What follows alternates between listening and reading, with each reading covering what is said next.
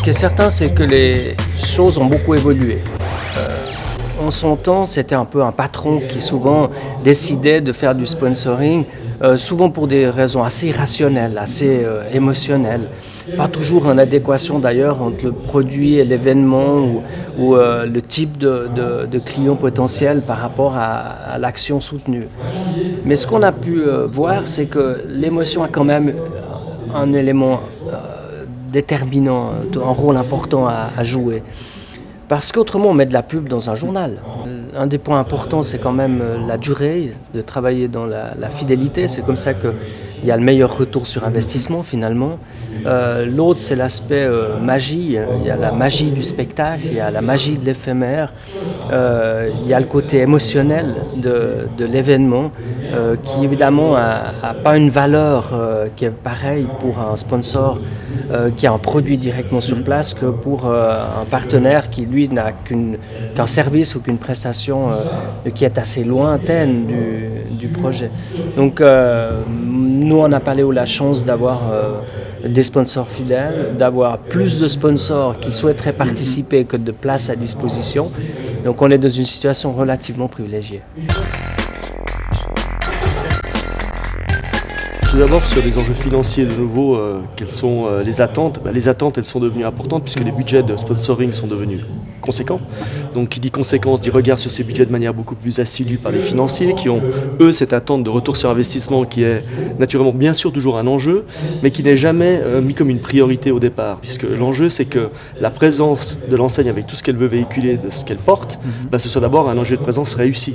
Et pour que ce soit un enjeu de présence réussi, il ne faut pas que l'enjeu financier prenne le dessus sur l'enjeu de la relation, puisque c'est une relation qu'on cherche à développer dans les partenariats de sponsoring, qui elle doit primer. Donc on fait en sorte aujourd'hui que ces instruments qui existent et vous contribuez à en développer certains nous aident à mesurer quel est d'abord qualitativement l'impact de ces actions de sponsoring que nous menons, parce qu'on investit des montants considérables et qui se font naturellement à travers des arbitrages, donc cet argent va ici et ne va pas ailleurs, donc il est important de mesurer quelle est sa conséquence et sa répercussion et ses effets positifs, mais on ne met ça qu'en finale, comme un élément de mesure a posteriori et non pas comme un critère de décision en amont, en a priori.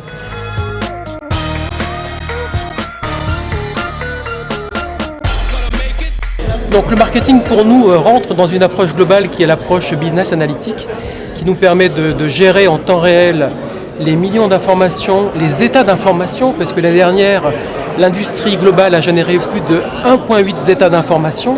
Donc un zeta, ça a 21 zéros après le chiffre principal. Et il faut gérer cette information.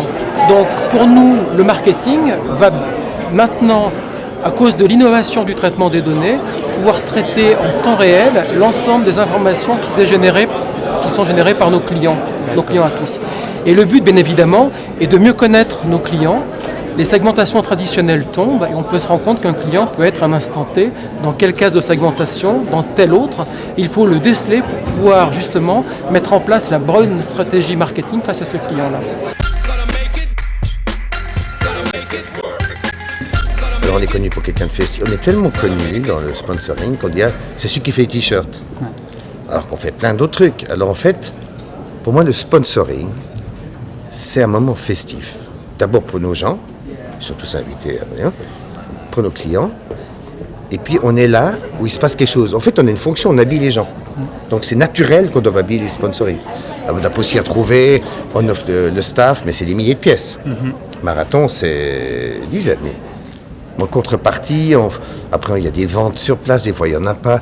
Que tu sponsorises le tournoi d'échecs ou des mathématiciens suisses des juniors, ou l'association suisse des jumeaux.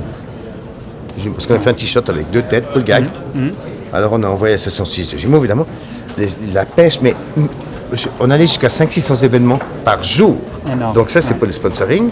Et puis ce que j'ai appris ici, c'est qu'effectivement, ROI, on mesure.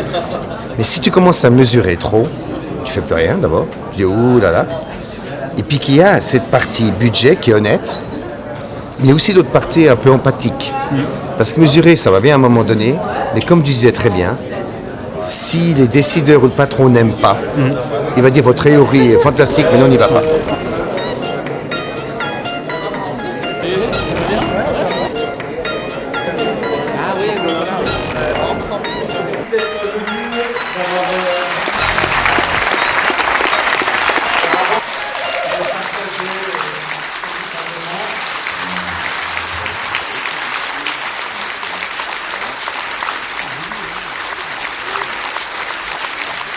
Eurozone crisis, I mean, Switzerland is perhaps a little bit insulated from that. It's a serious problem in Southern Europe, as you probably know.